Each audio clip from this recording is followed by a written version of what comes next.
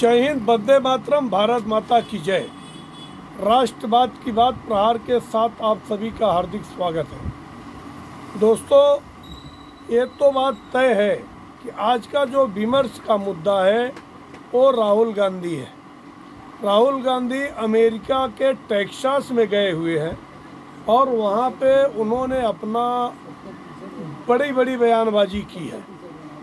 जब भी विदेश में जाते हैं तो देश की छवि खराब करते हैं और आज पूरा विश्व भारत को उम्मीद की नज़रों से देखता है, तो कांग्रेस पार्टी को आज भी चाइना उम्मीद से दिखती है।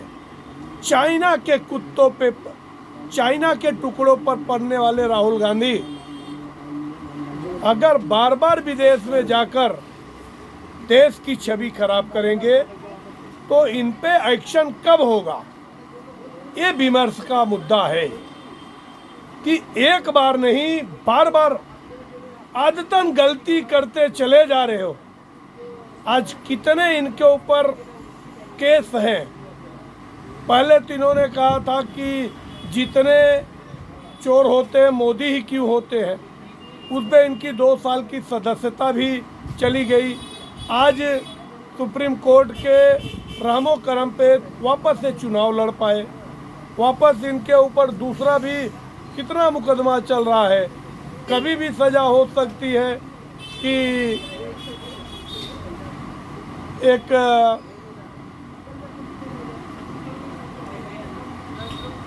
अमित शाह जी के ऊपर बयानबाजी किया था, उसमें भी कभी भी फैसला आ सकता है। फिर वीर सावरकर जी को माफी वीर कहा था, वो भी विदेश में जाके देश की छवि हमारे महापुरुषों की भी खराब करते हो। अब अपने देश के वेल्थ क्रिएटर की भी करते हो। आज इंडिया विश्व में 5वें पायदान पर है और इतनी तेजी से बढ़ती अर्थव्यवस्था कि एक समय हुआ करता था कि भारत डिपेंडेंट हुआ करता था, कुछ भी चाहिए तो विदेशों की तरफ देखता था। मगर आज बहुत सारी चीज़ें मेड इन इंडिया, जो कि मोदी जी ने आया तो नारा दिए कि मेड इन इंडिया, हम बाहर बनाएंगे नहीं, हम खुद बनाएंगे। और आज एक समय था कि डिफेंस में इंडिया सिर्फ इंपोर्ट किया करता था, मगर आज डिफेंस में 80 लाख करोड़ का एक्सपोर्ट हो रहा है। तो बार बार गलती करने वाले को आदतन, सुप्रीम कोर्ट ने भी कहा है कि राहुल गांधी आदतन माफी वीर हैं। इनके ऊपर कब देशद्रोह का मुकदमा चले, ये हमारी भी मांग है।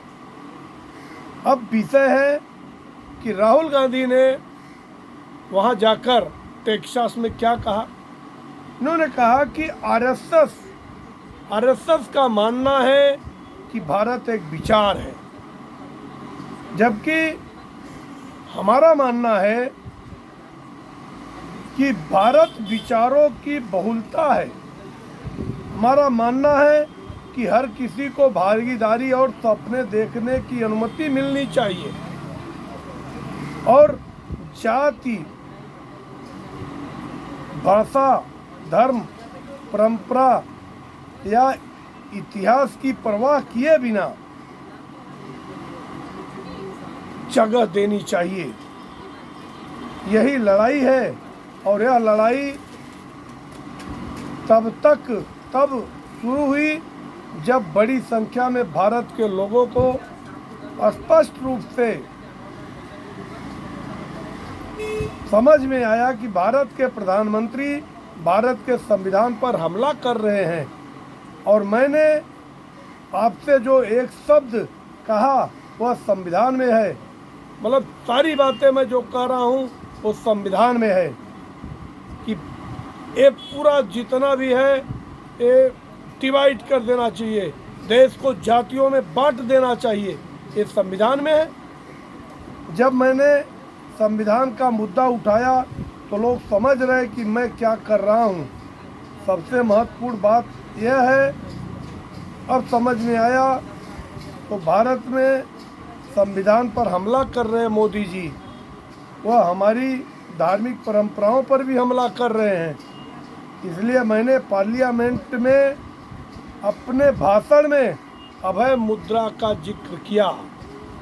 ये बहुत बड़ा गंभीर विषय है, और जैसे उन्होंने अभय मुद्रा की बात की, उसी पे बीजेपी की फायर ब्रांड नेता उमा भारती ने तीखी प्रतिक्रिया दिए, पलटवार किया है। उमा भारती ने कहा, एक हाथ में अभय मुद्रा की बात करते हो, तो अगर सीमाएं लागेंगे तो दूसरे हाथ की भी बात कीजिए। दूसरे हाथ में क्या करते हैं? हमारे सब भगवान के हाथ में त्रिशूल है, तलवार है, चक्र है, इसे क्यों भूल जाते हो? शास्त्र और शास्त्र की बात करने वाले हिंदू समाज को आप कब तक बांटोगे? हर धार्मिक परंपरा में उपलब्ध है, और अब कोई बीजेपी और प्रधानमंत्री मोदी से नहीं डरता। यह बहुत बड़ी उपलब्धि है। अमेरिका में राहुल गांधी ने माना कि पश्चिमी देशों में बेरोजगारी की समस्या है, भारत में भी रोजगार की समस्या है, लेकिन दुनिया के कई देशों में रोजगार की समस्या नहीं है। चाइना में रोजगार की समस्या नहीं है, वियतनाम में रोजगार की समस्या नहीं है। अगर आप 1940, 50, 1960 के दशक में देखें तो अमेरिका देश का वैश्विक उत्पाद का केंद्र था। जो कुछ भी बनाया जाता था, चाहे वो कार हो, वॉशिंग मशीन हो, टीवी हो, सब कुछ अमेरिका ही बनाता था। मगर अब इससे कोरिया, जापान किससे बढ़कर चीन उत्पाद केंद्र बन गया, और चीन उत्पाद केंद्र बनने की वजह से वहाँ पे रोजगार की समस्या नहीं है। मैन्युफैक्चरिंग यूनिट तो चीन को बढ़ावा किसने दिया? चीन के टुकड़ों पर पलने वाली कांग्रेस जाके सोनिया गांधी और राहुल गांधी ने EMU साइन किया था, और राजीव गांधी प्रतिष्ठान में चीन से पैसा भी लिया गया। अब उसकी जांच का भी विषय है। अगर चाइना ने मैन्युफैक्चरिंग बनाया, तो आज इंडिया में भी मैन्युफैक्चरिंग यूनिट है। आज डिफेंस में भी और मोबाइल में विश्व में नंबर 2 पे इंडिया मैन्युफैक्चरर है। तो इसके पहले 50 साल तक कांग्रेस की सत्ता थी, तो क्यों मैन्युफैक्चरिंग यूनिट नहीं बनाई गई? क्यों विदेशों के टुकड़ों पर आश्रित रखा गया देश को?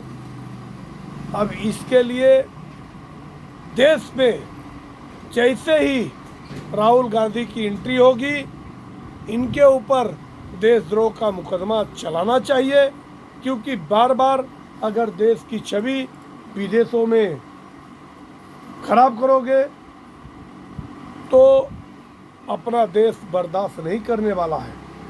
और इस पर गिरिराज सिंह ने भी बड़ा हमला बोला है। बोला, भारत अब made in India defence industry में भी भारत जो पहले इंपोर्ट किया करता था, अब वो एक्सपोर्ट कर रहा है, और 80 लाख करोड़ पहुंच गया। एक समय था कि केवल 19 लाख करोड़ हुआ करता था इंडिया का एक्सपोर्ट, अब 80 लाख करोड़ पहुंच गया है। और जैसे जैसे भारत नई उपलब्धियों को हासिल कर रहा है, वैसे वैसे एक कांग्रेस को हजम नहीं हो रही है। और आने वाले समय में भारत विश्व की तीसरी आर्थिक राजधानी होगी, और उस समय कांग्रेस क्या कहेगी?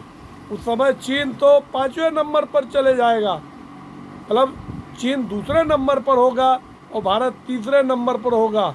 तो एक समय था जब मनमोहन सिंह की सरकार थी तो हम 5वें नंबर से 11वें नंबर पर चले गए थे।